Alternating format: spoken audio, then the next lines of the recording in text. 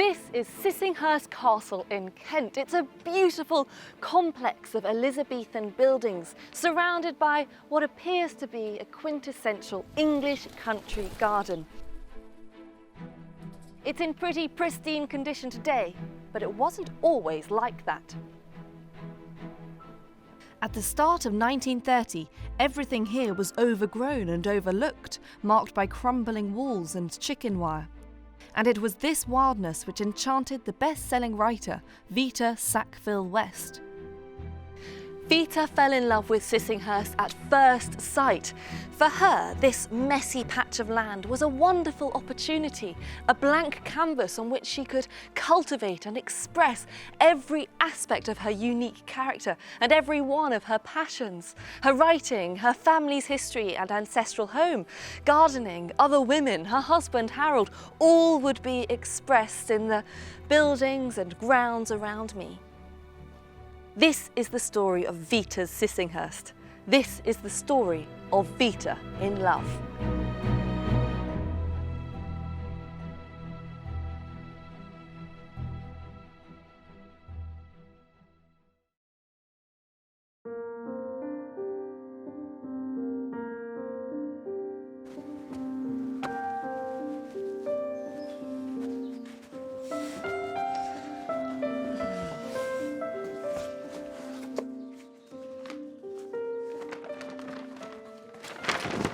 Sissinghurst Castle is located right in the heart of Kent, the Garden of England. You can see on this map we've got Cranbrook and then Staplehurst, that's the local train station, and in the middle is Sissinghurst Castle.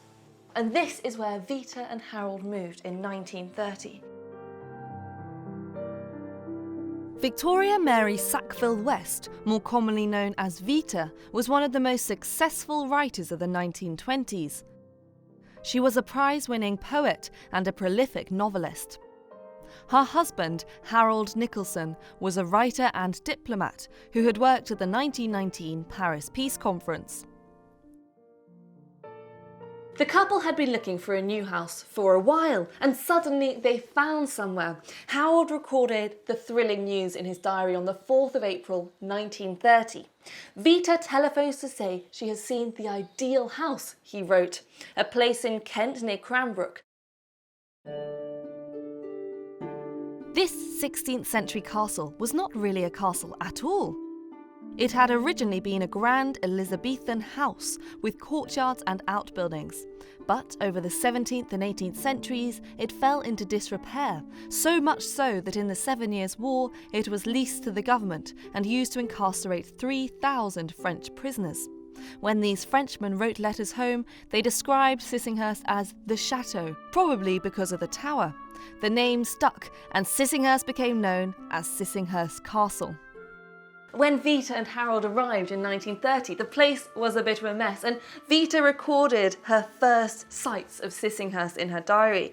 She describes that there was nothing but weed or rough grass. She has this long list. It's a shabby eyesore. There's a greenhouse in the wrong place, broken fencing, there's wired chicken runs, and concludes that there was squalor and slovenly disorder everywhere.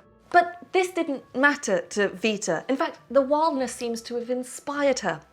It caught instantly at my heart and my imagination, she wrote. I fell in love, love at first sight.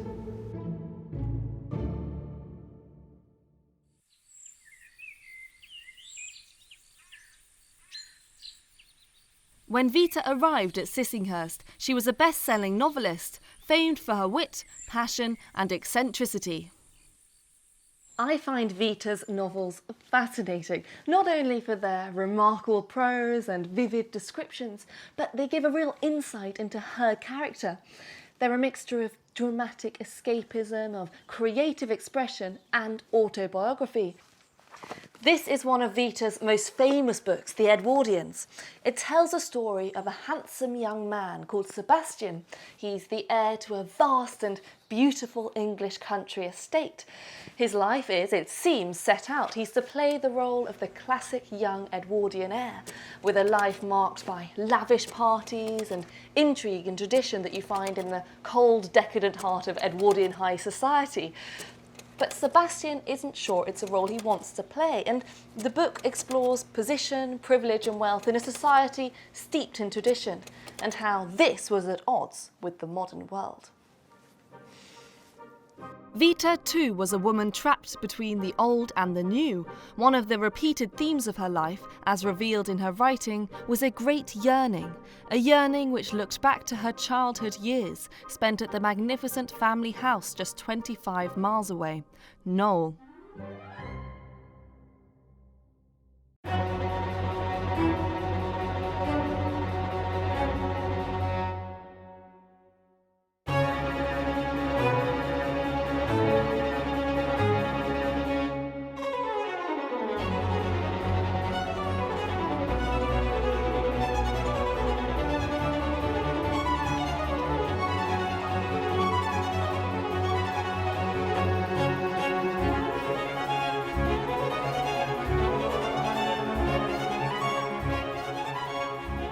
Knowle was built in 1455 by the Archbishop of Canterbury as a real showpiece, a display of wealth and power. And indeed, it is vast. There are around 400 rooms here.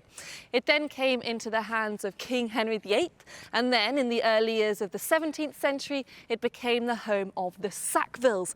And so this is where Vita was born in 1892, and this is where Vita spent her childhood.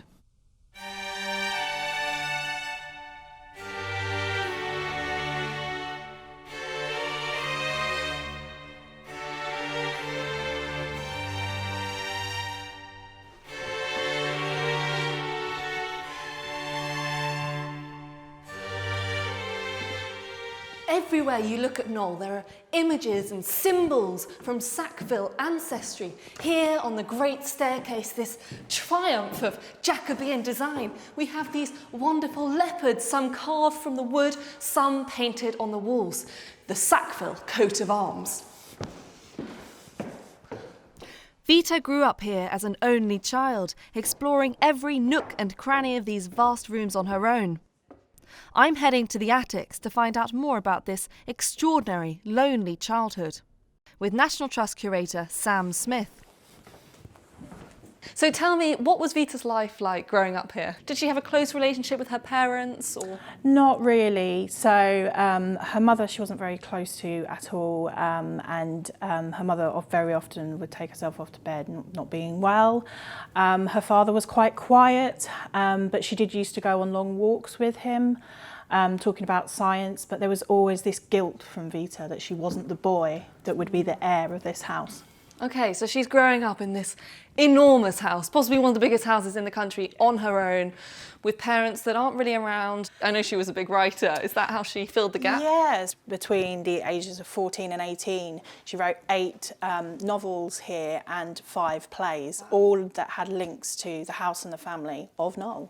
Particularly from a young age, she was writing poems about the leopards of Knowle. Some of her ancestors, one of her books, she wrote about the 4th Earl, who is a cavalier. But her first published work also was written here at a time of Knowle, which is Chatterton. We've actually got a copy of it here. Here we go. It was published in 1909. Only 100 copies were published, and she used her own pocket money of £5 to actually have this produced. Thomas Chatterton was an 18th century poet who committed suicide at the age of 17, and she fell in love with that story and kind of sort of shows the influences of her latter life. But she wrote it here, and she used to actually perform her play up here in the attics on her own, and she writes that it used to move her to tears with every performance she gave. Vita clearly had a high opinion of her work, and you can really see how living here at Knowle impacted her writing, which was rooted in a deep connection to the past, to ancestry and inheritance. But why exactly was Vita so besotted by these grand, beguiling rooms? It's obviously a beautiful house, it's her childhood home, but is there something more than that? Did Knowle mean something deeper or richer? Because she's so obsessed with it. I think it was a way that sort of the first 2 decades of her life, Noel was her escape. She could be herself. The early photographs of her, she's dressed obviously in the idea of what her mother would have wanted her to worn. This one is when she's about the age of 2, and as you can see, the idea of her in frills, lace, holding a doll. So as you go through when she's a little bit older, here outside with her mother, and then this painting was commissioned at the time of her coming of age, becoming a young lady. Presented to society. Presented to society, but these clothes were chosen by her mother and she hated this portrait. And then you can see her latterly when her first son was born, Ben, here in 1914, and then when she came to visit her parents with her 2 young children. They're very formal, these images, aren't they? Yes. And you can imagine that, you know, here she is formal, photographed, especially this one. And then in the attic, she would have come here and kind of been free to express herself in whatever way.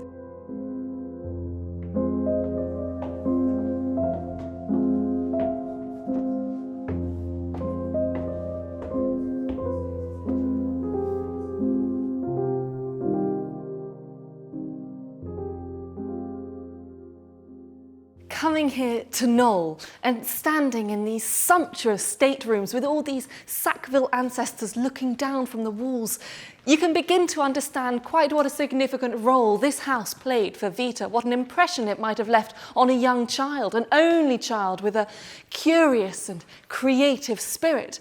It certainly made a mark on Vita. She addressed Knoll as if it was some sort of companion, writing things like, "So I have loved thee as a lonely child," or even, "Scarcely a stone of you I had not kissed." Living at Knoll and growing up as Sackville was integral to Vita's identity, to who she was. So it was a momentous blow for Vita to learn that, due to the laws of primogeniture, she would not inherit the family home. Instead, it passed to her uncle and his children. Vita's Knoll was snatched away from her forever.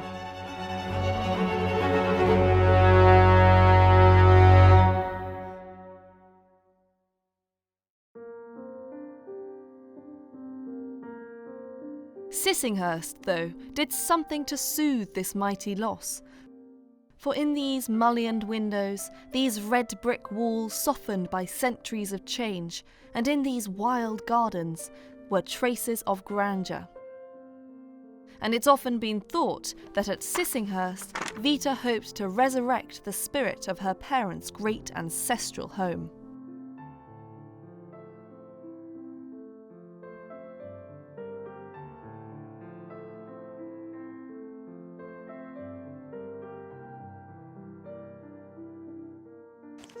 Sissinghurst was the perfect place for this for a couple of reasons. First of all, Vita's ancestors had actually lived here in the 16th century, Sir Thomas Sackville, the first Earl of Dorset, so it was a tangible link to Vita's family history. But secondly, for a keen gardener such as Vita, this was a blank canvas and a chance to express and experiment with her own creativity. And in the design of the gardens here at Sissinghurst, she tried to recapture some of the architectural fabric of Knoll.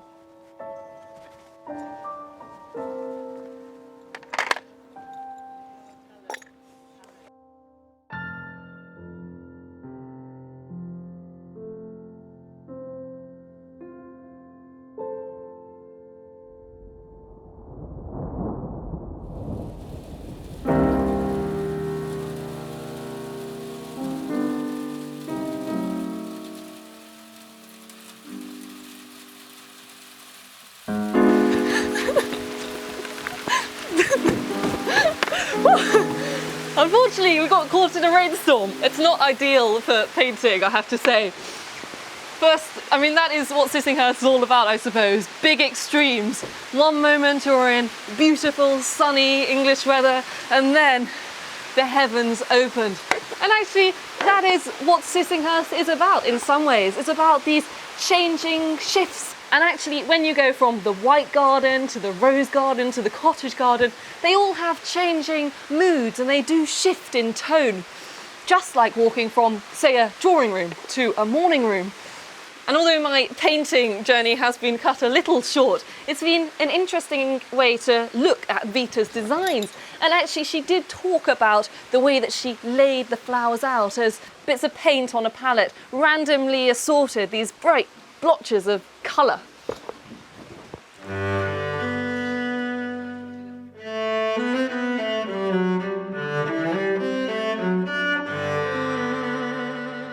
Soon enough, the sun bursts through the clouds, and within minutes Sissinghurst transforms once again.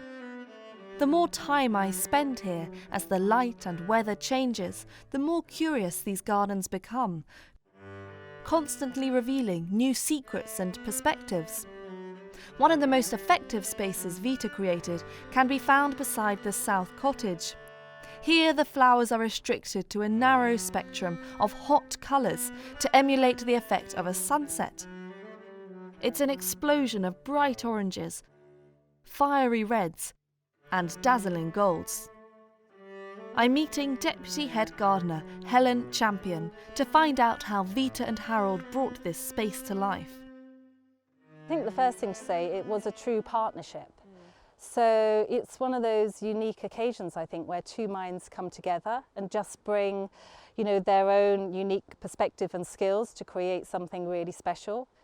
I mean, both of them were amateurs. That's really important to remember, because Harold was actually a diplomat and comes along with his graph paper and his pencils and makes this incredible garden, designs this incredible garden with these long vistas, with these focal points, and he was battling with what he called awkward angles, and Vita called minor crookedness, which actually was a sort of very calm understatement by Harold, because some of the spaces are really difficult.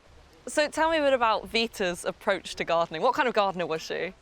Well, she was an amateur, but a knowledgeable one. And it's interesting when you look back at her gardening notes, she wrote things like, well, what are good climbing roses, where and when to plant lilacs. And she obviously felt confident enough and creative enough and wanted to have that opportunity to explore those colours. And then she went even further with the white garden and explored those colours of, white, silver, green and grey. So yeah, she was experimental, not afraid to make mistakes. Looking at their work, Harold and Vita's work, as someone who is a professional gardener yourself, are you, what's your evaluation of that? Do you think it's quite an impressive thing that they did this as amateurs? I think it's amazing. I think Harold is very underrated. To take this whole site, when you look down on an aerial photographs, you see the absolute crookedness of the whole site. And the fact that you enter through under the arch and you look down and you see right to the end of the moat the statue of Dionysus, and you think you're looking at a straight line and you think, wow, it feels so satisfying. But when you actually look at it from above, you see how cleverly he has messed with your perspective really and your view, so that you're thinking it's straight. At the very heart of Sissinghurst is one of the most beautiful Tudor buildings in the country, a soaring red brick tower, the great survivor of Sir Thomas Sackville's original manor house. Vita thought of it as Sleeping Beauty's castle. And it was in these walls that she set up her very private writing room, currently undergoing essential conservation work by the National Trust. There are 78 steps up to the parapet, and the views of the Kent countryside are well worth the climb.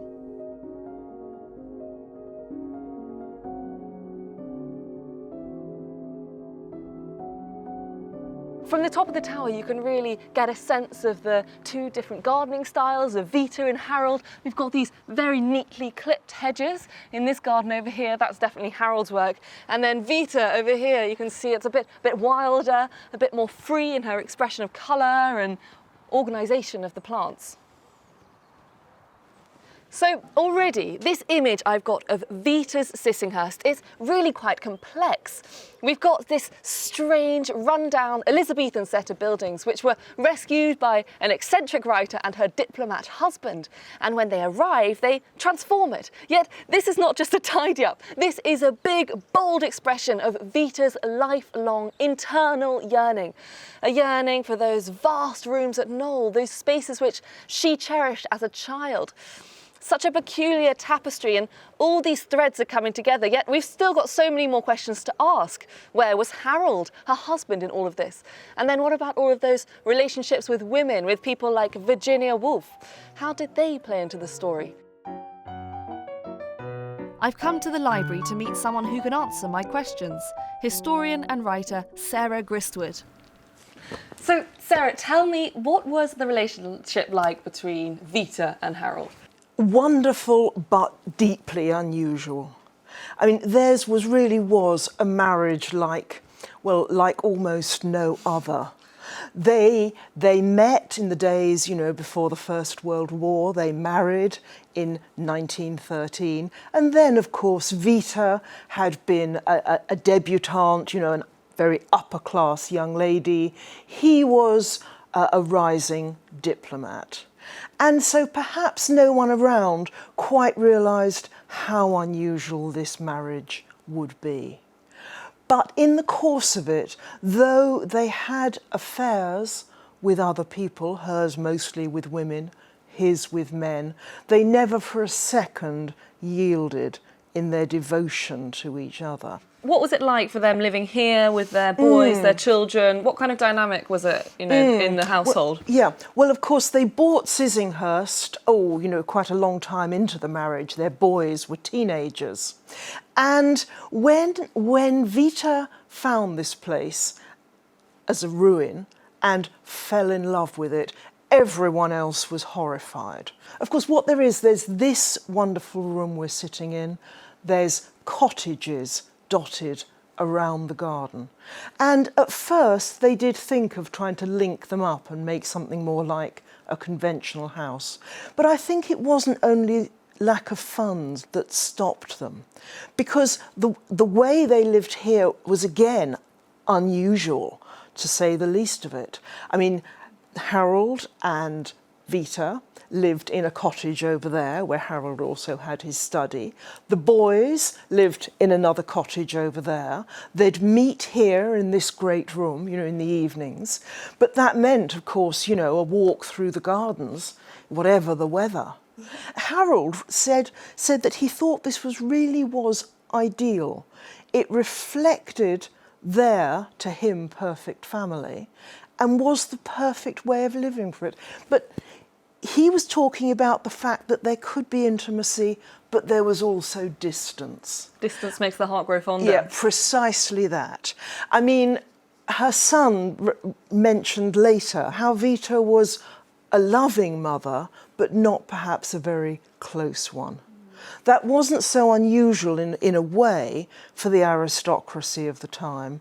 And so do you think, the gardens here at Sissinghurst and Sissinghurst itself, what kind of role did that play in their marriage? Was that something that brought them together? Yes. Yes, I think Sissinghurst wound up being, in a very positive sense, a third party in their marriage. From the start, Harold was practically the only person who was right behind Vita in buying it. I don't think there's any doubt at all about the strength, the absolute ardour of their feelings for each other. They did adore each other and wrote their love to each other very warmly and wonderfully.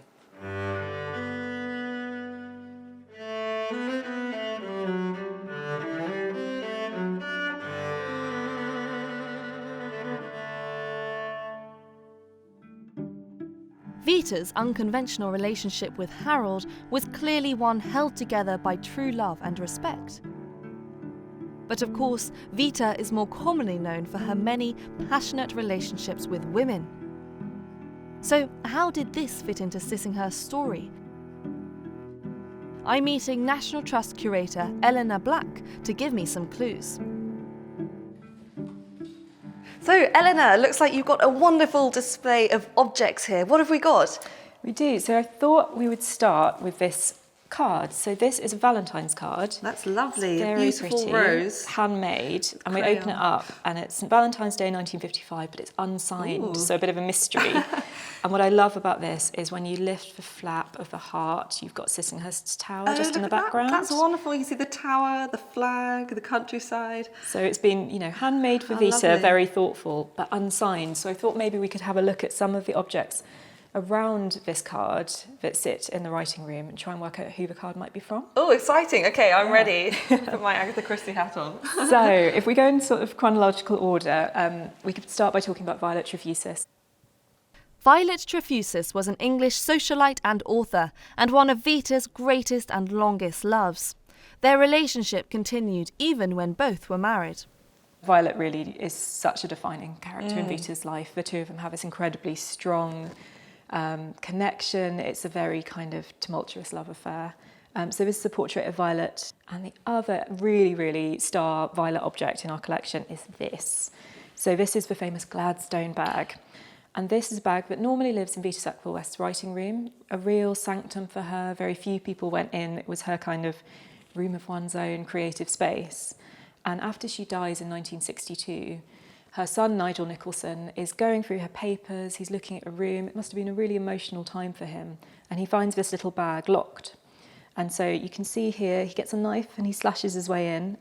And in this bag, he finds a manuscript by his mother, recounting her love affair with Violet Trefusis and, you know, all of her emotions and feelings around it. And it's this work that informs his book, Portrait of a Marriage, which tells the story of both her relationship with Violet, but how Harold and Vita's relationship worked as well with their open marriage and various kind of infidelities, relationships outside the marriage. So for us, this unlocks all of those stories. I mean, that is an incredible object, isn't it? And just imagining Nigel, you know, tearing into that room and then finding these letters which reveal all of these secrets about his mother's life. Must have been quite a dramatic moment in his life. Okay, well, onwards. What's on next on the Well, I thought journey? next maybe we'd look at this photograph. So this is Virginia Woolf, and this is one of the photographs that sits pride of place on Vita's desk. Virginia, you know, was such an important figure in Vita's life. They have this love affair, they write to each other, their friendship maintains. And I think it's just really lovely that this photo is huge as well. Sits pride of place, she's looking at her while she's working, even after Virginia's death, where, you know, Vita grieved incredibly for her. But it wasn't just Virginia on Vita's desk. It was a place for Harold too.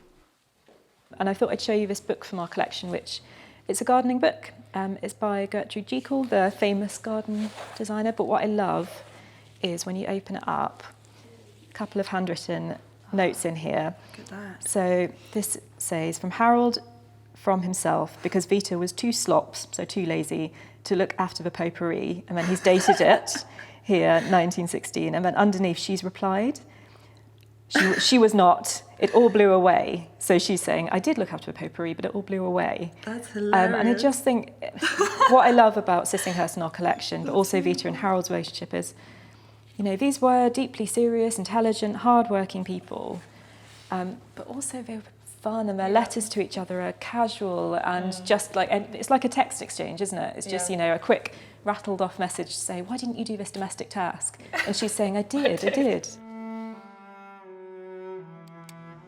Despite her happy marriage, Vita had over 50 female lovers throughout her life. A succession of women who had strong, passionate personalities, and many of whom were writers and creatives. We're always careful at Sissinghurst to remember that we're talking about Vita and Harold's sexuality in its historical context, because you know, the world has changed a lot, and for the better and for tolerance, but Vita and Harold, you know, had to keep their private lives very private. So Harold could have faced jail if he'd been found out for having relationships with men.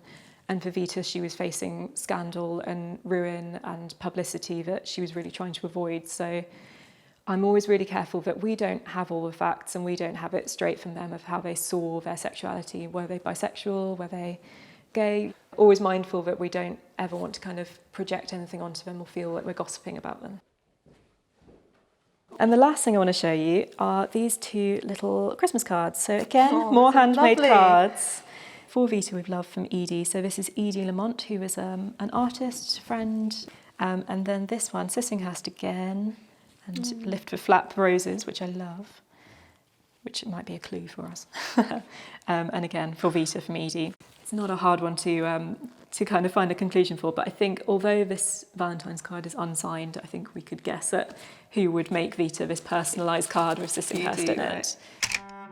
The mystery is solved. The creator of our Valentine's card was none other than the local artist Edie Lamont.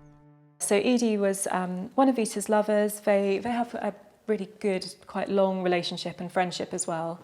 Edie Lamont was an artist. We have lots of works by her in the collection, and clearly loved making, little kind of sort of not huge artworks, but little kind of personal gifts for Vita. But it's really lovely. All of these cards and the objects kind of sit around Vita's desk, and she's got these kind of memories of love affairs and the people who meant something to her.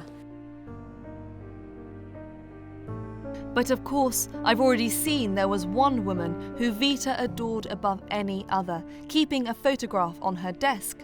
Virginia Woolf, a woman who had become the centre of London's literary life, who revolutionised novel writing with a startlingly original approach to character and time. Virginia intended her writing to give the feel of running water, and like so many, Vita was entranced, both by Virginia's writing and by Virginia herself. Vita wrote in 1926, "I am reduced to a thing that wants Virginia. It is incredible how essential to me you have become." Virginia Woolf did visit Vita at Sissinghurst, but only for one night. I'm meeting up with Sarah Gristwood in the Rose Garden to find out more about this famous relationship. By the time Vita and Harold bought Sissinghurst, Vita's and Virginia's relationship was moving into a new stage. I think, in a way, that point as the 20s turned to the 30s, they were both moving in different directions, maybe. Virginia was this, funny new level of fame and discovering a new sort of writing, whereas Vita's interests were going all the other way. The friendship absolutely remained, but Virginia did complain a bit. She said that Vita now was getting fat, getting indolent, very much the country lady, that she only kindled about plants and dogs, building. She wasn't remotely interested in books any longer. One of Virginia Woolf's most famous books is Orlando, which was made into a film starring Tilda Swinton. It's an extraordinary gender-bending novel that travels through time from the Tudor period to the early 20th century. The hero of Virginia Woolf's Orlando is Vita, in a huge number of tiny details. I mean, Virginia was always going on about the strength and beauty of Vita's legs. Orlando has wonderful legs. But Orlando, of course, is born into the Elizabethan age as a young noble man, and not only lives through the centuries, right up to the 1920s, but magically changes into a woman. But of course, the book Orlando played a very particular part in the relationship of Vita and Virginia. At that moment, when Virginia began to write Orlando, Vita was about to lose Noel. Her father was dying, Noel would go to a remote cousin, and Vita would feel herself cut off from paradise. So in a way, with this book, Virginia was trying to give it back in spirit. So what was the relationship like between Vita and Virginia and then their husbands, Harold and Leonard? Yeah. Well, both husbands were wholly, extraordinarily accepting of the relationship. The striking thing is just how kind they all were to each other. The degree to which they all treated each other, all four, with compassion and respect. And I mean, maybe that's the takeaway. Maybe that's why that relationship still seems important, inspiring even today.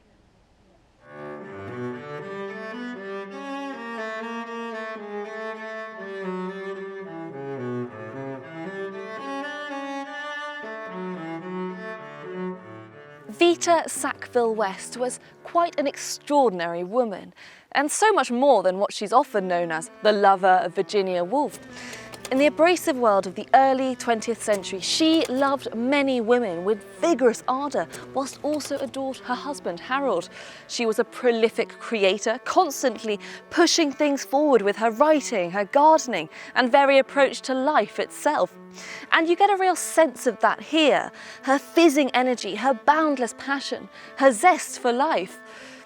I find it funny that we think of Vita arriving at Sissinghurst when her family had actually been here already many centuries before. And I get a sense of Sissinghurst waiting for Vita too, waiting for her to return. And just as she was torn apart from Knoll, she was healed with the sanctuary created here at Sissinghurst. This is where Vita found her home. This is where Vita fell in love.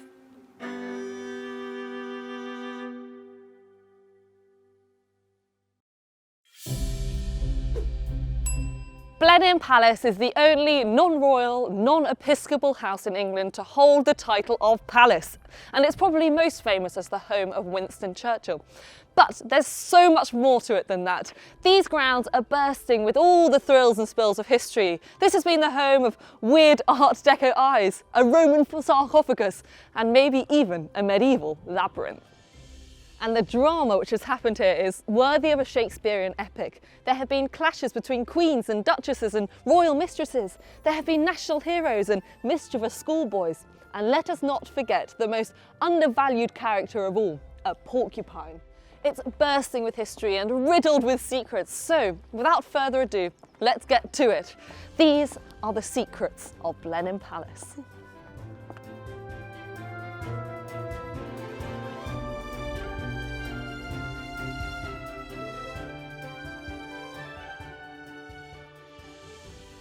This area of the Oxfordshire countryside, just near a town called Woodstock, is a pretty remarkable place, because it's been the home of not one, but two palaces. The first was built in the 12th century.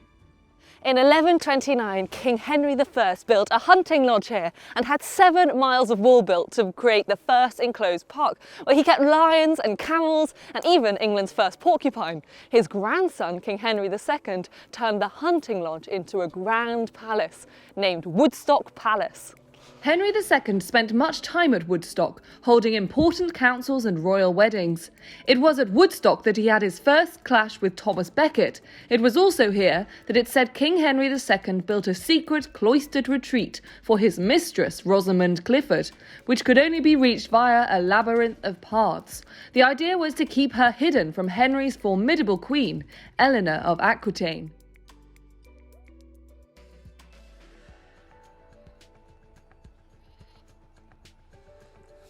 But Queen Eleanor was savvy and, as it turns out, good at mazes.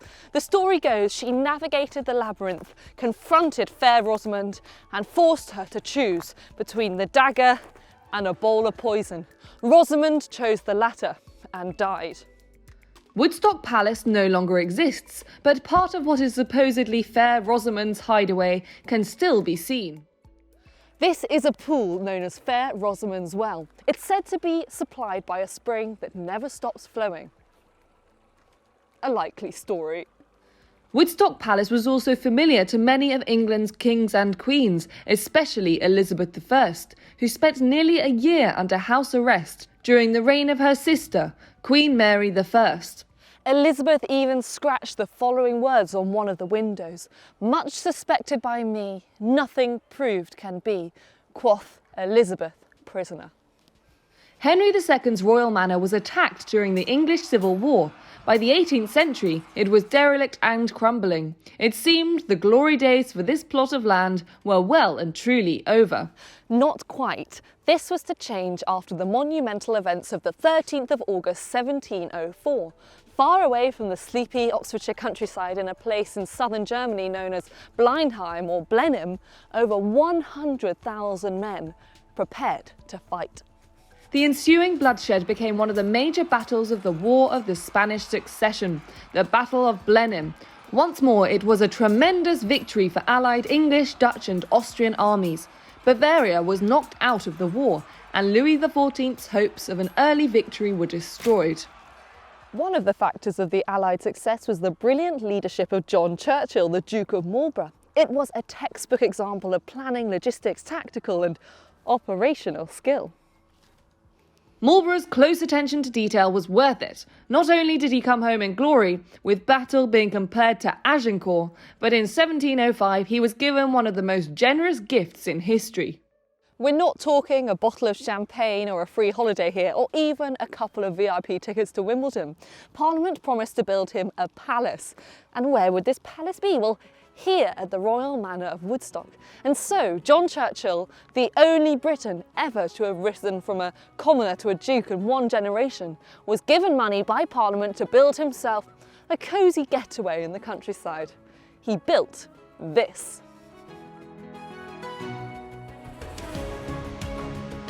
The inscription above the east gate tells us that Blenheim was built between 1705 and 1722 under the auspices of a munificent sovereign. However, the Treasury only contributed £240,000 to the initial cost, and the Marlboroughs spent a further £60,000 completing it. That's because the Duke's wife, Sarah Churchill, was quite a fiery character. She fell out with Queen Anne, forcing the Marlboroughs to spend 2 years in voluntary exile.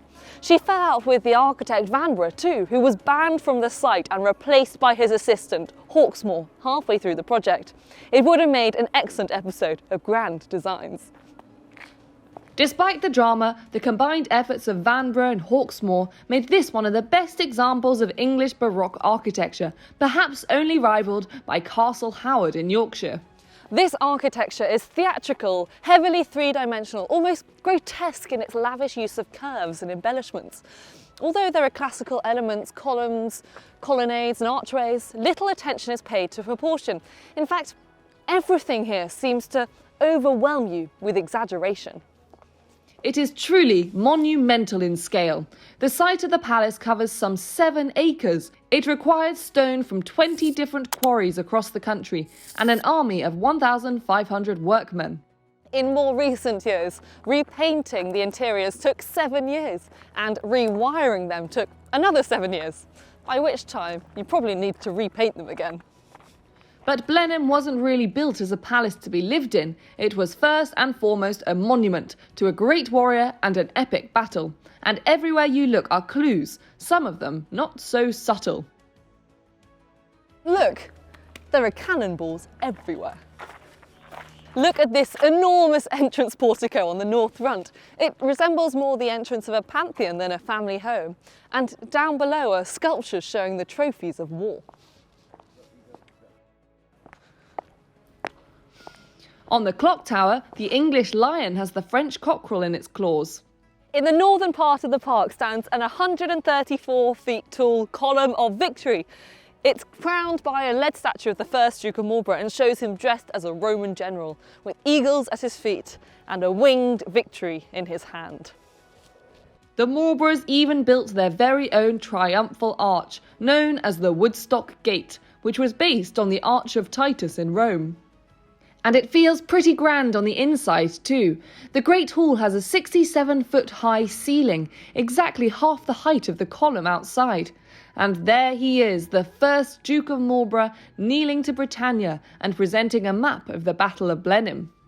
We've got the arms of Queen Anne in the keystone and Corinthian columns and pilasters, all carved by Gridden and Gibbons. And the inscription over here describing the first Duke reads, "Nor could Augustus better calm mankind." Everything here is done on a ducal scale. The lock on these huge doors is said to be modelled on those of the city of Warsaw. So it's really simple. All you've got to do is, just go like that, right to the right. Is that the right way? That's really easy. Then this comes down. Is that right? Okay. And then simply open the door. Ah, hello. This is the saloon, used by the current Duke once a year for Christmas dinner. As well as Queen Anne and Vanbrugh, Sarah, Duchess of Marlborough, also fell out with James Thornhill, the guy who painted that big ceiling next door. So Louis Laguerre, the French artist, was called in. And when he painted this crowd on the wall in trompe-l'oeil in 3D, as if they're actually here, he included himself. There are plenty more Battle of Blenheim clues in this room too, most notably the Duke riding to victory on the ceiling.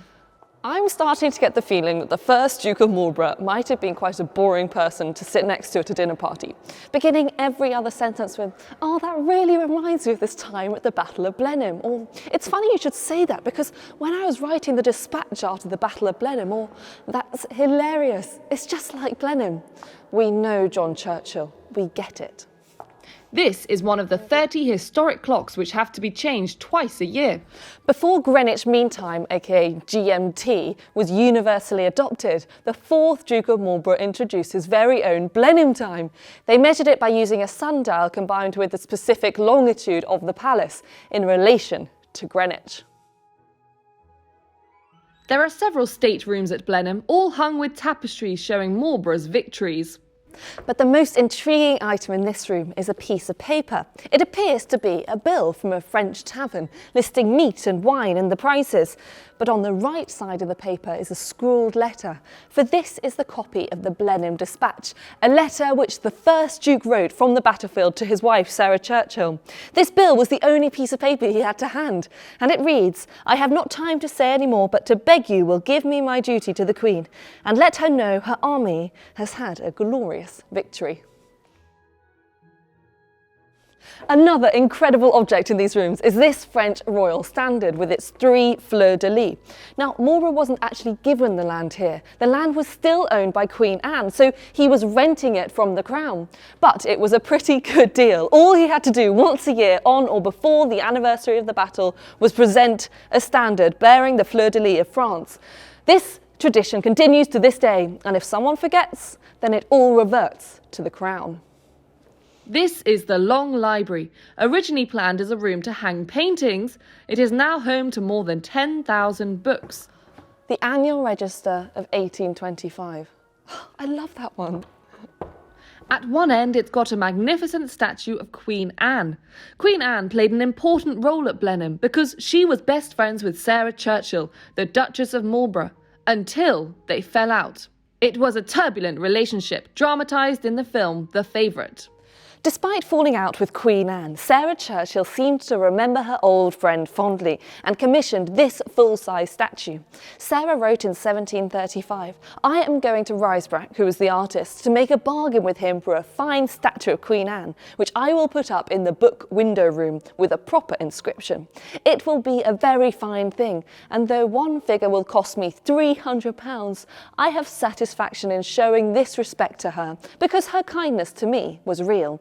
And what happened afterwards was compassed by the contrivance of such as are in power now." This is quite a flattering portrayal of the Queen, made over 2 decades after she died. For Anne suffered from illnesses which made her obese. As Sarah put it, Anne grew exceedingly gross and corpulent. There was something of majesty in her look, but mixed with a gloominess of soul.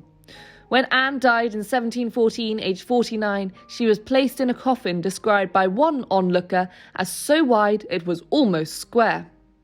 The palace chapel contains the ornate tomb and sarcophagus of the first Duke and Duchess. Here is the first Duke, dressed as a Roman general, with their 2 sons who both died young. Of course, their 5 daughters are not included in this family group. On either side of the sarcophagus are 2 large statues. This figure with the quill is history, and this figure with the trumpet is fame. And crushed underneath is envy. It's bizarre to think that, as the chapel was not finished when the first Duke died in 1722, he was buried in Westminster Abbey, where he lay for 22 years. When Sarah died in 1744, his body was brought back to Blenheim and reinterred in the crypt of this chapel. Sarah Churchill insisted that the rest of the chapel be kept simple, as to not distract from her husband's glory. She wrote that the chapels were too often decorated with all sorts of wonderful figures and whirligigs, so ornate that they were only useful to laugh at. The building of Blenheim attracted a great deal of attention, and not for all the right reasons. Alexander Pope wrote to a friend, "It is the most inhospitable thing imaginable. In a word, the whole is a most expensive absurdity."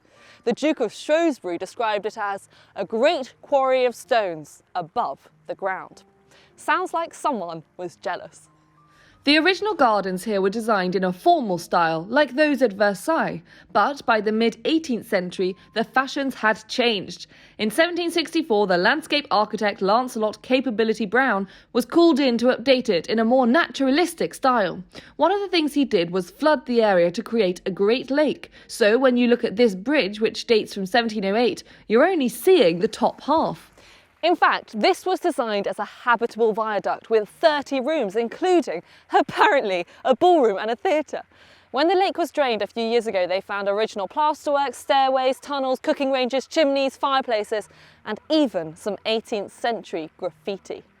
The Dukes of Marlborough maintained a high status in British society, entertaining the high and mighty for the following centuries. But it was the second wife of the 9th Duke who really made her mark here. Gladys Deakin was a French-American aristocrat and socialite. Now, Gladys was famed for her beauty, but she was one of the first cases of botched plastic surgery. In her early 20s, she underwent a plastic surgery attempt in which she had her nose injected with paraffin wax. It slipped to her chin and caused big lumps.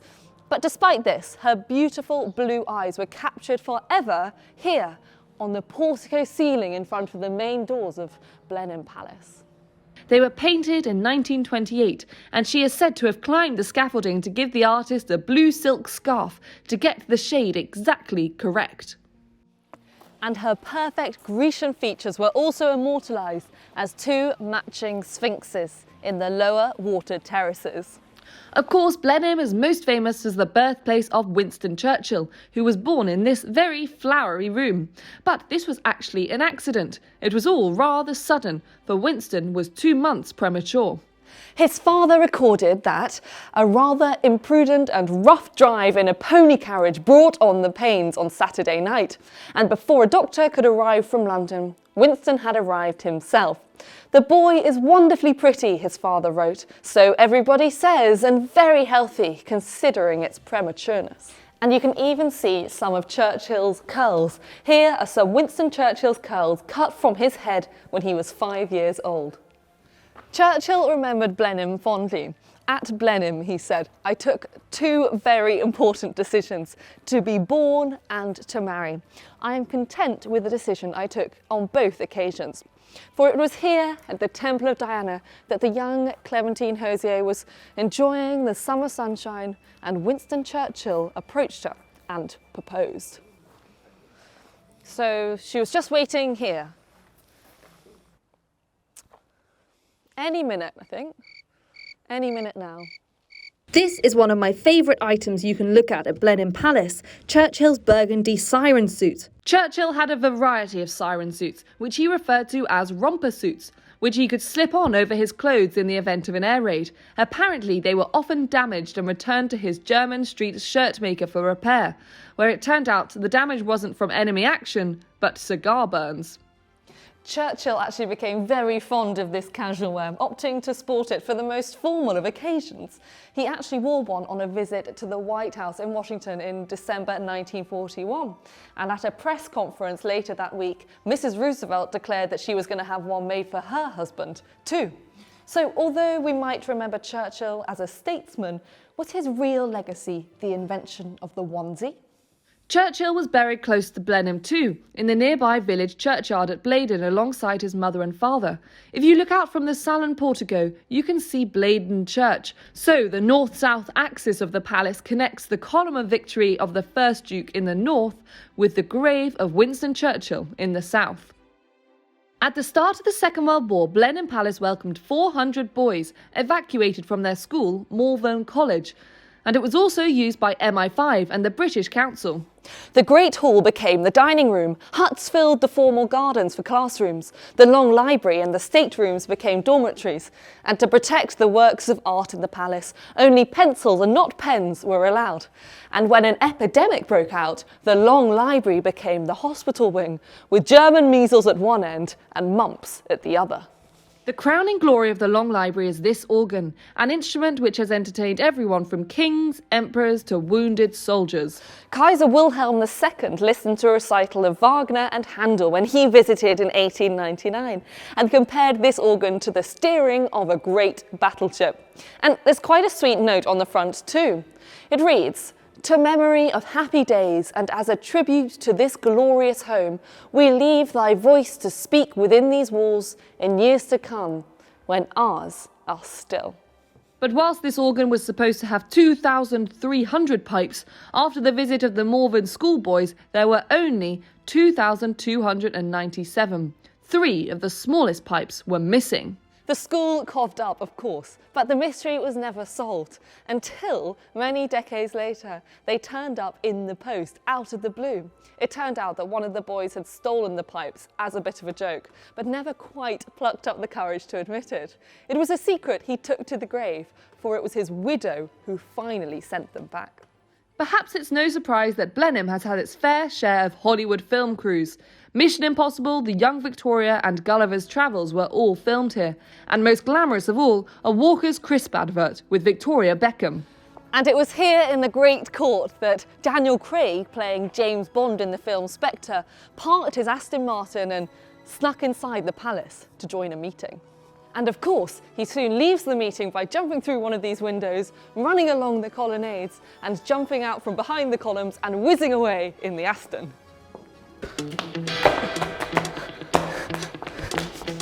The name's Loxton. Alice Loxton. And you might recognise this 55-foot cedar of Lebanon. This tree plays a starring role in Harry Potter and the Order of the Phoenix during a flashback scene of schoolboy Snape being bullied by the young James Potter. Flue powder. Blenheim is, of course, often in the news. Not long ago, it made headlines because an art installation of a golden toilet seat was stolen. But my favourite story revolves around this item. For 200 years, this great tub was used to decorate the garden, first as a water feature and later as a rather splendid flower pot. But one day it caught the eye of an antiques expert who happened to be visiting, and he thought there might be more to the story. His hunch was correct, for this is a 1,700-year-old Roman sarcophagus.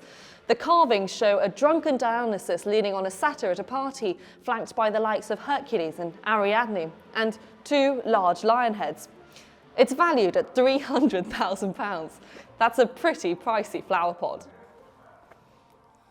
So there it is, the history of Blenheim Palace in a nutshell. It's without a doubt the most impressive private house I've ever visited, but it doesn't feel particularly cosy, and I think Alexander Pope's 1714 verse sums it up. It goes, "See, sir, here's the grand approach. This way is for his grace's coach. There lies the bridge, and here's the clock. Observe the lion and the cock. The spacious court, the colonnade, and mark how wide the hall is made. The chimneys are so well designed, they never smoke in any wind. This gallery is contrived for walking, the windows are here for retire and talk in, the council chamber for debate, and all the rest are rooms of state." "Thanks, sir," cried I, "'tis very fine, but where'd you sleep or where'd you dine? I find by all you have been telling that 'tis a house, but not a dwelling."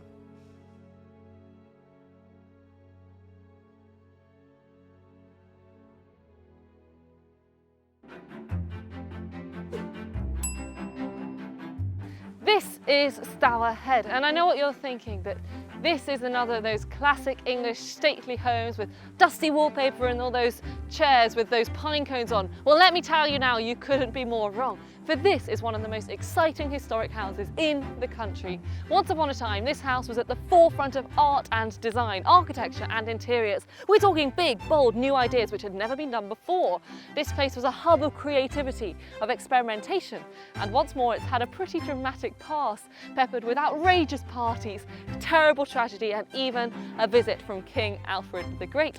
Hold on to your hats because there's a lot of history to pack in.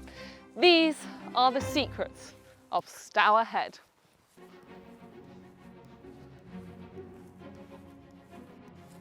The story of Stourhead, in a nutshell, is this. The Stourton family, that's spelt S-T-O-U-R-T-O-N, were on this land since Saxon times. They were a powerful family and they built a grand manor house here, some of it funded by French prize money. And by the 1600s, visitors noticed the great open-roofed hall, which was extraordinarily large, with a high open-roofed kitchen.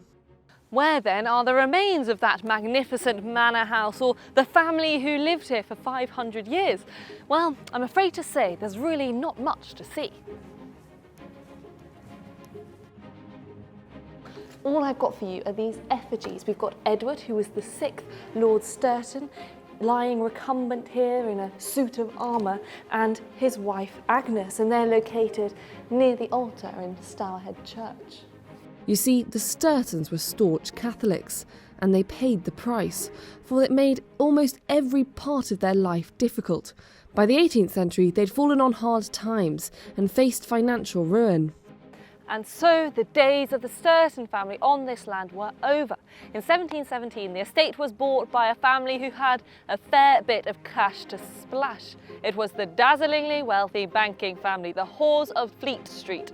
That's Hores spelt H-O-A-R-E. Thank you very much.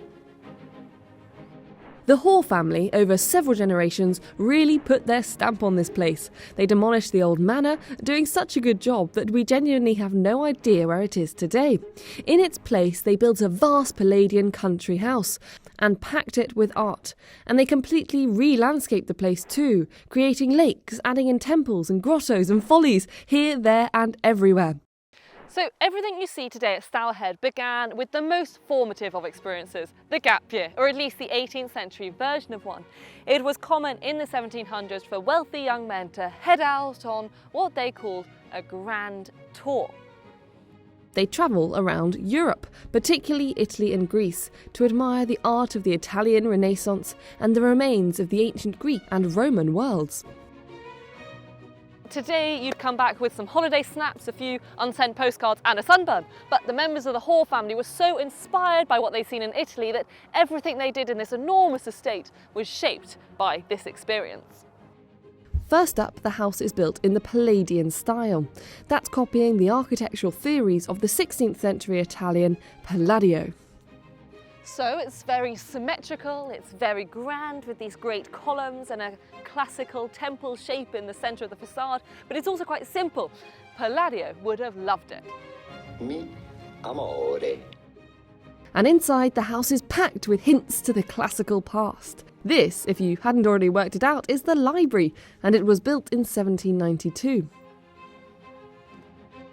This painted window, also known as a lunette, is a version of the famous fresco in the Vatican, the School of Athens by Raphael, showing all the big thinkers of the ancient world. And look at this magnificent desk. It's got all these tiny heads showing some classical figures and even some from the ancient Egyptian world.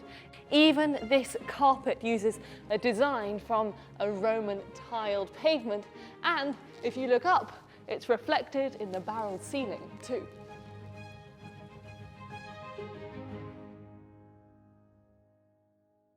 Look at this, 72 volumes of Voltaire.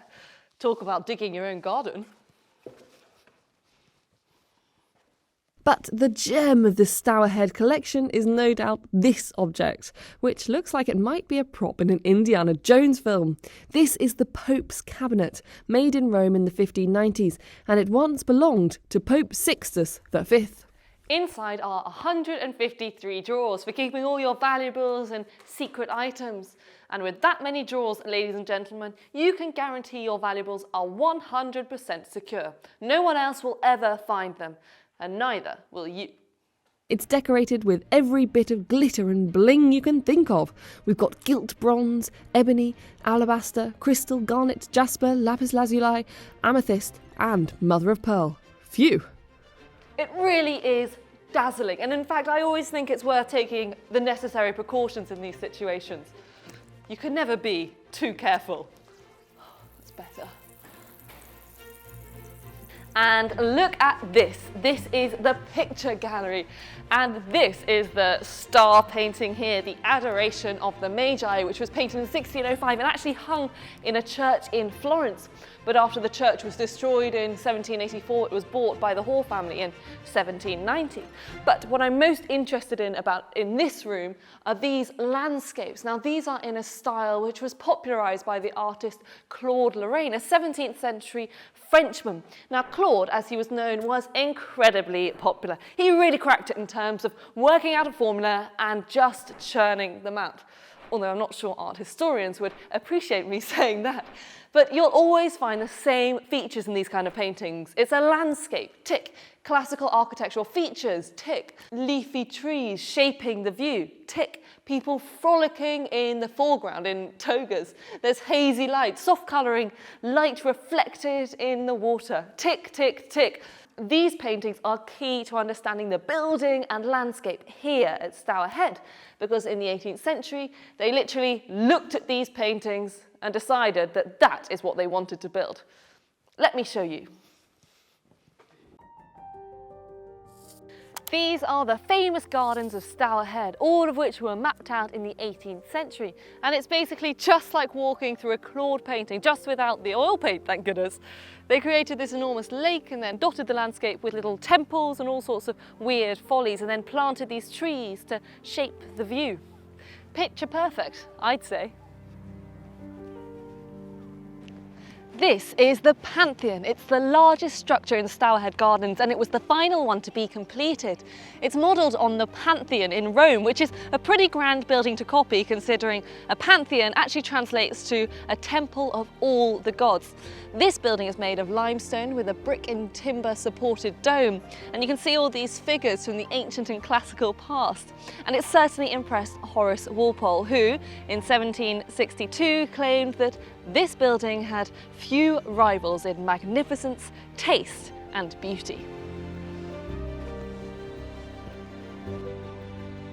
Or what about this one, the Temple of Apollo, built in 1765 by the architect Henry Flitcroft to outdo William Chambers' earlier Temple of the Sun at Kew Palace. Luckily for us, those architects were pretty competitive. Apollo is known as the god of the sun, music and poetry. So this temple was created to show off the sunlight that would grace the garden within it. But some of you viewers might recognise this spot with very different weather. Yes, it was in this very spot with the rain tumbling down that Elizabeth and Mr. Darcy had their explosive argument in the 2005 Pride and Prejudice. And it went a little something like this. And what about Mr. Wickham?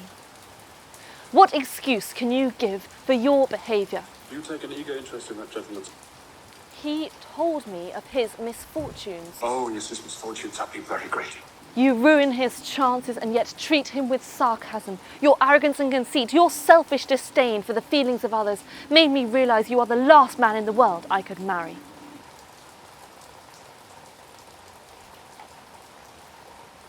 Forgive me, Matt, for taking up so much of your time.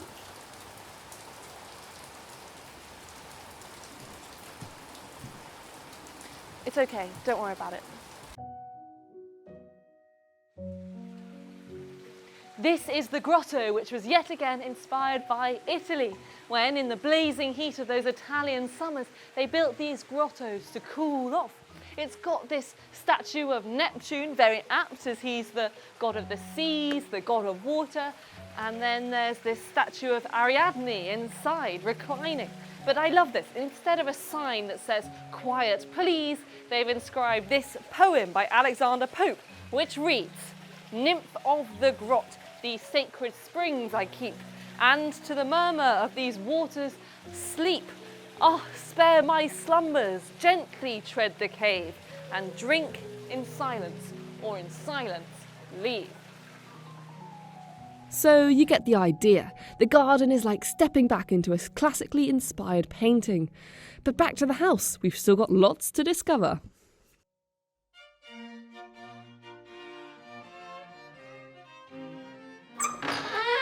This is the Great Hall, and the paintings here are basically a big family tree. It starts in the late 17th century in this corner. These guys are the ones who started the bank. Then we have Henry the Magnificent here on his horse. He's the one who really built what we see today. And then on the other side, we have Henry the Magnificent's grandson, Richard Colt Hall, who was really into the classical history. And you can see him here with architectural plans and sketches. Then we've got a few Victorians dotted around. There's one over here, looks a bit pre-Raphaelite, but it really brings us to these two. We've got Sir Henry happily smoking away there, and then on the other side, his wife, Alda, looking pretty resplendent. But if you look really carefully at the cigarette smoke in Henry's portrait, you'll notice that it makes the shape of Alda's silhouette. Henry and Alda had one son, known as Harry Hoare. Tragically, he was shot through the lungs whilst fighting in Palestine in 1917 and died in Alexandria. So this painting, facing his parents, is a memorial to that terrible loss. Henry died the following year, and his wife, Alda, who had constantly been afraid of ever being alone, died too, just 6 hours later. So the line had come to an end. And so, in 1946, the 3,000 acres of land plus the house were gifted to the National Trust. Following on from the Great Hall is the saloon, which was used to entertain. In a letter in 1776, Henry the Magnificent wrote about his friends coming to stay, and what seems like a very jolly time that they had. "I have held both my sides with laughter," he wrote, "till I can hold no longer." They had such a hilarious time that one friend even forgot he ever had the gout.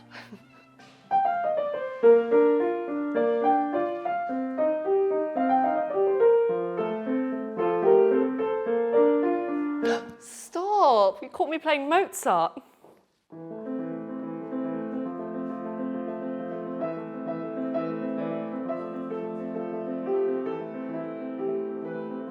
But the grand staterooms at Stourhead are only half the story.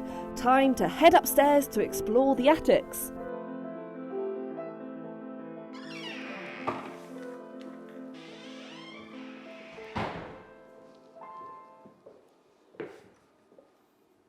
This is one of the servants' rooms on the top floor of Stourhead. The youngest and most junior female servants really shared attic bedrooms. Their rooms were simply furnished with a hygienic metal bed, a washstand jug and slop bucket. Views from the windows were obscured by the stone balustrade and brick walls, ensuring that they couldn't waste one moment enjoying the garden views. There are all sorts of really interesting rooms here. We've got a research room, a textile store, but this room at the end is the furniture store, as you can see. So these are all the items which aren't on display downstairs. Now, the most important thing to note here are these orange squares. So in the case of a fire, you would grab these items first, as these are the most valuable. Good to know. This is really where the curators come, I expect, and spend all their time. Ah, who's this handsome fellow? Well, this looks like it might be a sketch in a classical style. It's a big focus on the musculature there.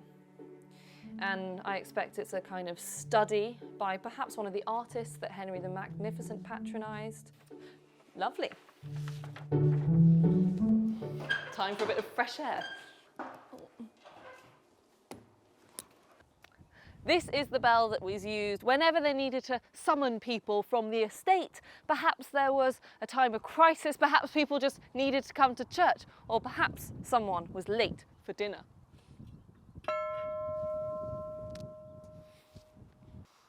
Now, I know we've talked a lot about being inspired by the classical world, but in the late 18th century, there was also growing interest in the medieval world.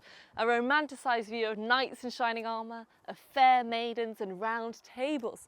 And whilst it didn't really get going until the Victorian age, the halls were, as ever, ahead of the game.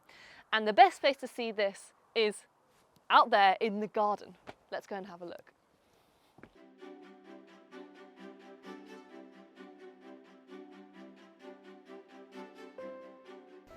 This is the Bristol Cross, bought by Henry the Magnificent in 1764. It originally stood in Bristol from about 1400, before it was dismantled in 1733. The cross was then bought in pieces by Henry the Magnificent and pulled here using 6 oxen and some wagons. We've got all the big names of history here, a bit like looking at one of those historical wooden rulers. We've got King John, Henry III, Edward III on the first story, and then it was updated in the 17th century with this second tier featuring Henry VI, James I, Charles I, and Queen Elizabeth I too. And once more, the Hawes had a pretty good reason to be into the medieval past, because it's believed that on this land, King Alfred the Great rallied his troops in 878. Of course, there was no less fitting way to mark this remarkable event than by building a very, very tall tower. This is King Alfred's Tower, designed by Henry Flitcroft for Henry the Magnificent in 1772. But this is really much more than a whimsical folly. This tower commemorates the accession of George III to the throne in 1760 and the end of the 7 Years' War. This was a time when the concept of patriotism was politically highly charged, and Alfred the Great was seen as a defender of British liberty. It's a pretty big tower.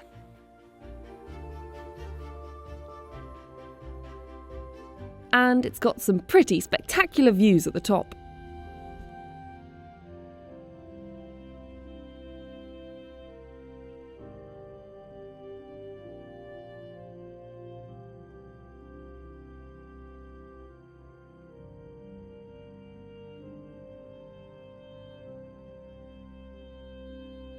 Today, the house is managed by the National Trust, so you can come and have a look around for yourself. And I have to say, they do some rather good flapjacks. But there you have it. Those are the secrets of Stourhead. Thanks so much for watching, everyone, and see you next time.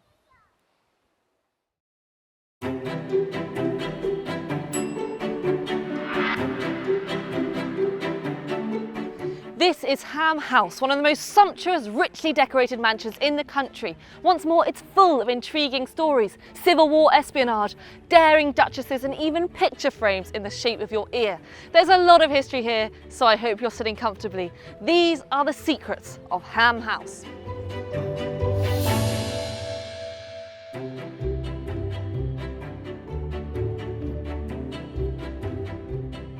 This might look like we're in the deepest countryside, but this is actually 10 miles from central London and just upriver from Hampton Court Palace.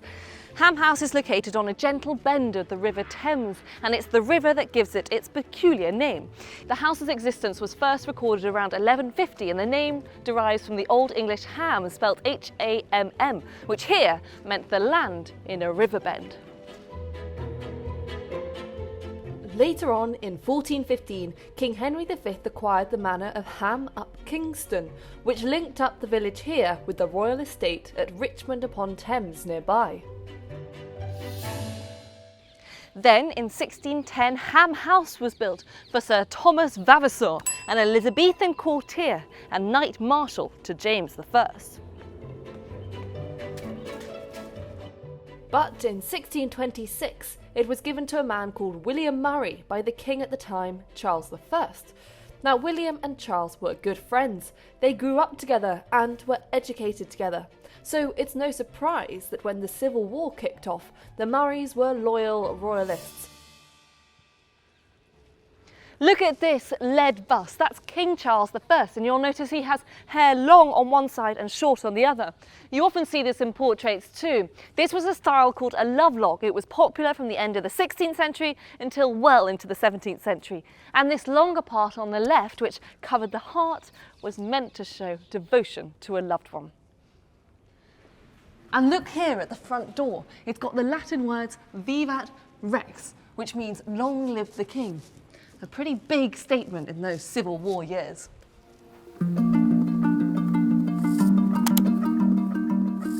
During the Civil War, William was sent abroad, delivering top-secret messages for the king and visiting the great courts of Europe on Charles's behalf. Meanwhile, his wife Catherine stayed behind and held the fort. Look at this detail on the fireplace of the Great Hall. These sculptures may appear to be the Roman god Mars, the god of war, and Minerva, the goddess of wisdom, but actually it's thought that their faces are based on William and Catherine Murray themselves.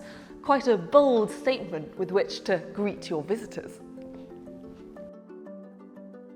When Charles II was restored to the throne in 1660, the Murray family were rewarded for their loyalty with a pretty big lifetime pension.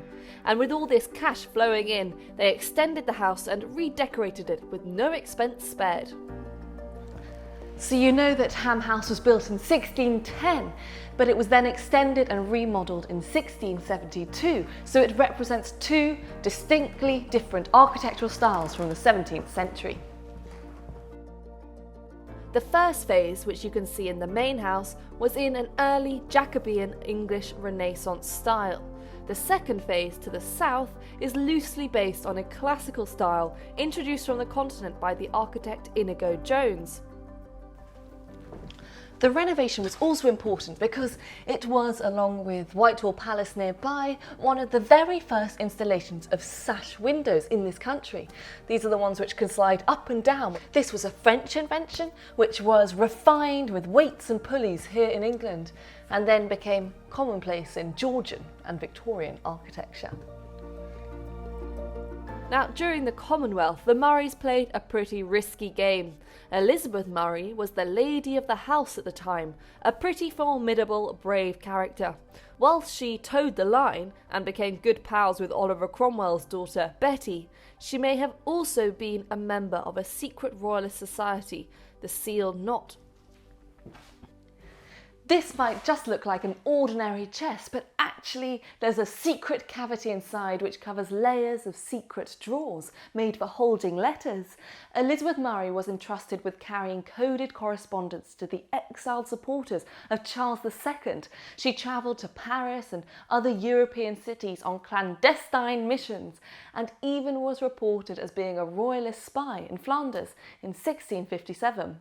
Agatha Christie would have been impressed.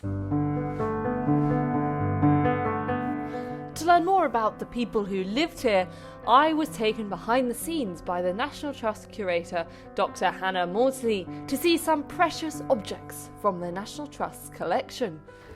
So these are some of the treasures of Ham that we can't always have on display because of their fragility and importance to the story here.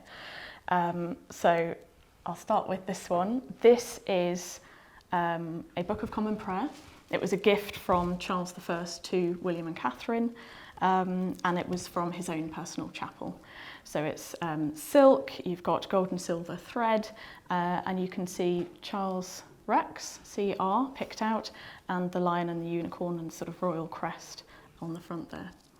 Wow, it's quite an object, isn't it? So Charles would have given it to the Murrays for their loyalty, I suppose? Absolutely, yeah. And to keep them on side. So we've got this print here, the Book of Common Prayer, 1625. Yeah, and you've got in a hand at the top here, possibly a later hand, a present from King Charles I. Look at that. So this is very much an indication of how close William and Catherine were to the crown before the Civil War. Wow, that's a wonderful object. Then things go a little bit skewy. So now we're leaping forward to 1643 in the sort of chronology of Ham. This is a letter signed by members belonging to the Committee of Sequestration for Surrey, and this is basically a letter indicating the threat that Ham was under, the threat of confiscation because they were royalists in a parliamentarian world. And at the top says at the Committee for Sequestration for Delinquents and Papists, which I just think is fabulous in the county of Surrey. And you can see all the signatures here. So presumably these are all the people, Richard Ashford, I think, John Dingley, they'd have all been here trying to seize the assets. Absolutely, and we know that Catherine and Elizabeth had a real fight on their hands keeping hold of Ham at this time. And what's this? I've been desperate to hear what this is. So, leaping forward again. This is a teapot that belonged to Elizabeth. So this is a Chinese teapot. It's a Chungcho teapot. Tea drinking is really new in the country at this point. Catherine of Braganza, Charles II's queen, is popularising tea drinking, and Elizabeth is right there with her. She's part of that royal circle, inner circle. Again, it illustrates that closeness with the crown. In the 17th century, there was an object which was a real sign of wealth. It was a rare and highly valued exotic item, the pineapple. This painting shows King Charles II receiving what is thought to be the very first pineapple ever grown in this country. And presumably, not long after that, was the first ever pina colada. Sometimes when you come to large stately homes or palaces from the 17th century onwards, perhaps Blenheim Palace or Versailles, you might notice that there are a set of doors all lined up so you can see along the entire width of the house. This feature is called an enfilade, and it was supposed to connect up all the important staterooms, a kind of precursor to the corridor, whilst also keeping the natural light flooding in.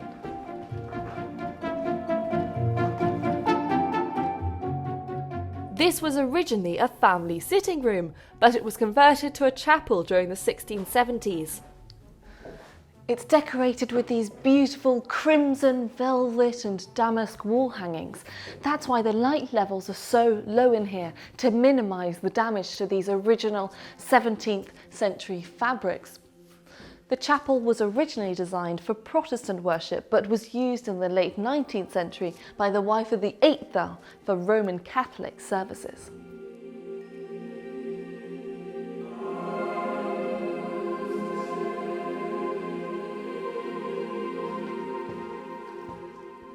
This staircase was created in around 1638, 1639. It's modelled on Charles I's staircase at Whitehall Palace. Of course, when this was installed, these trophies of war were just fanciful decorations. Little did they know that just 3 years later, the clatter of armour and blasts of gunfire would become part and parcel of daily life with the outbreak of the English Civil War.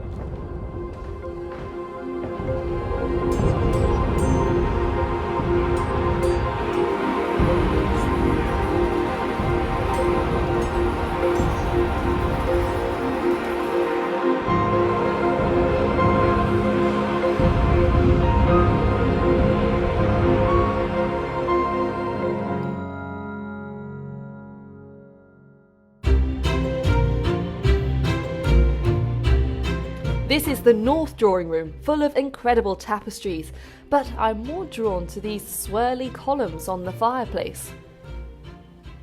These helical columns, characterised by this spiralling, twisting, corkscrew-like shape, became popular in the Baroque period. They are called Solomonic columns. The name emerged because it was thought that there were columns such as these on the Temple of Solomon in Jerusalem, which was destroyed by the Babylonians in the 6th century.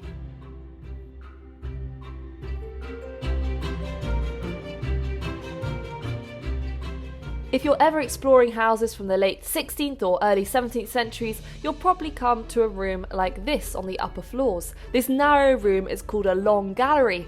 They are often covered in paintings, and they would stretch all the way along one side of the house.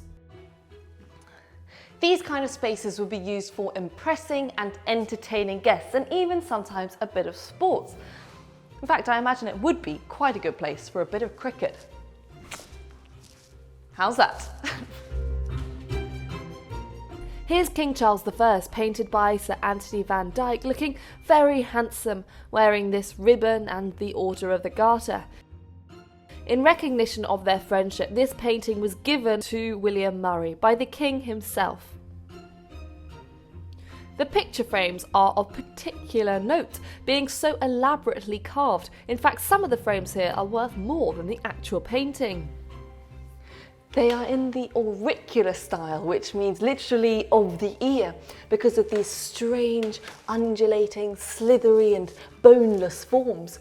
It's been compared to a conch shell or even the inside of your ear.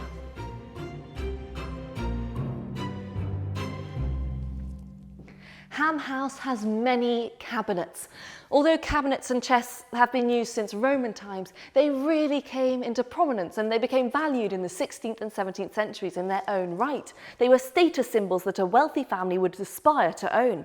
Ham's collection includes examples of marquetry, lacquer and inlay, collected from countries as far as China, Japan, Holland, as well as some from here in England. Most cabinets incorporated secret drawers, hidden to all apart from the owner and the original cabinet maker.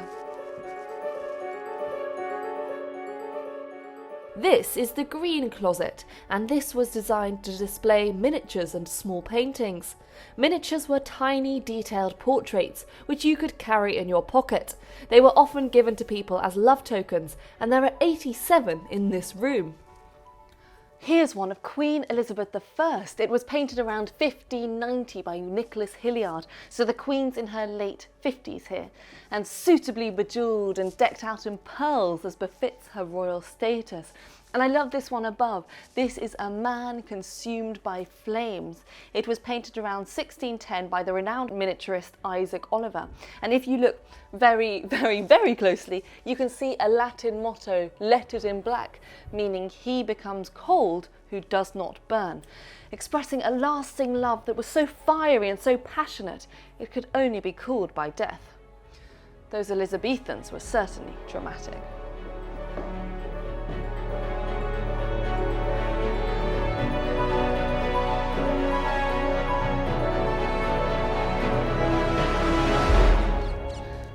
We managed to make it up to the roof of Ham House.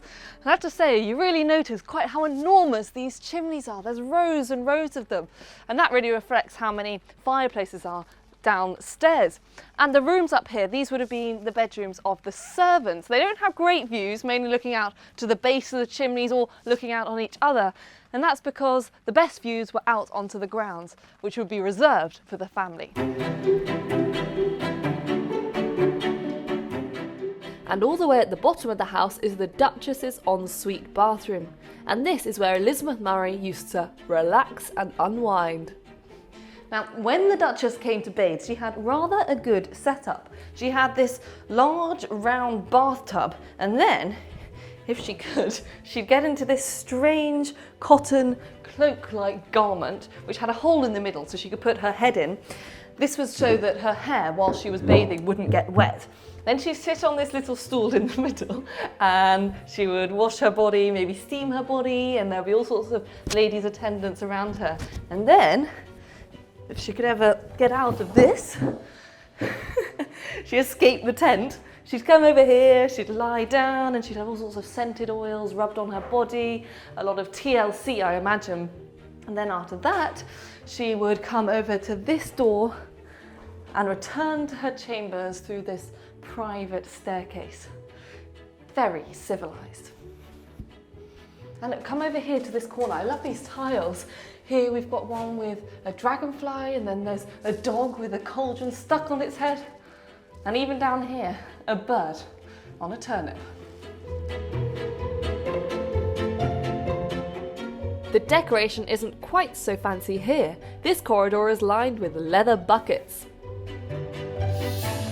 Look at this strange decoration in the west passage. All of these buckets hung up near the ceiling. Well, these were fire buckets, and they would have been filled with sand. And of course, before the advent of piped water, these would have been the only preventative device in the case of a fire. These are the great kitchens of Ham House, where there have been no doubt thousands of delicious meals prepared over the years for the likes of Catherine of Braganza or other dukes and earls. But if you look under the table, there's this wonderful little detail. This is a bed, and it would have been here for a child servant. They would sleep under here overnight to keep an eye on the fire behind and make sure it didn't go out. And also in case there were any intruders. It's cozy. This is the most important room of the house. This is the beer cellar, and it's filled with these barrels. There's a cart. There's even an enormous cauldron over there. But I love this detail. Of course, Beer was in hot demand, even from people outside the house and servants, so they had to be careful that it wasn't nicked. And so they kept it behind these cupboard doors, and they put the family seal on the door to ensure that it hadn't been broken into. And that's what you can see here, these remnants of red. This is the dairy. It's in a smaller building separate from the main house. And in this room they would have made cheese, cream and butter. And actually the lady of the house would have had a go herself. That's why it's so decorated in this way. But I love this detail. If you look under the table, these table legs of cast iron are actually in the shape of a cow's hooves.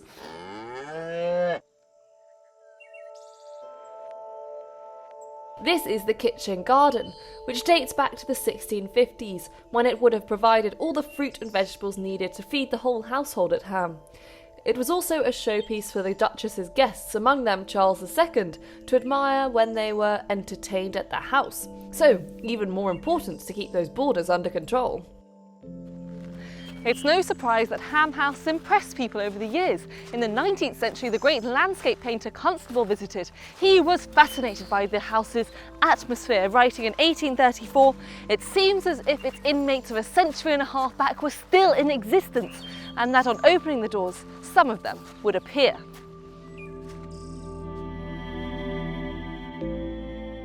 Luckily, Ham House escaped bomb damage during the Blitz of the Second World War, although it wasn't kept in great shape. It was recorded in 1943 that the grounds are indescribably overgrown and unkempt.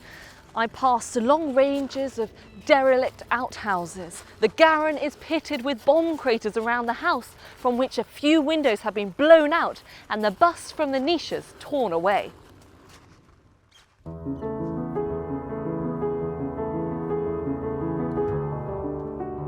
The National Trust took it into its care just after the war in 1948, and since they tidied it up, it's been enjoyed by millions of visitors and even featured in its fair share of Hollywood glamour.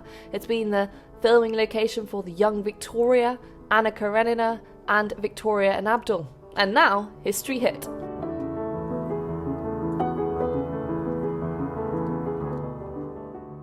So, there you have it. Those are the secrets of Ham House. Thanks so much for watching.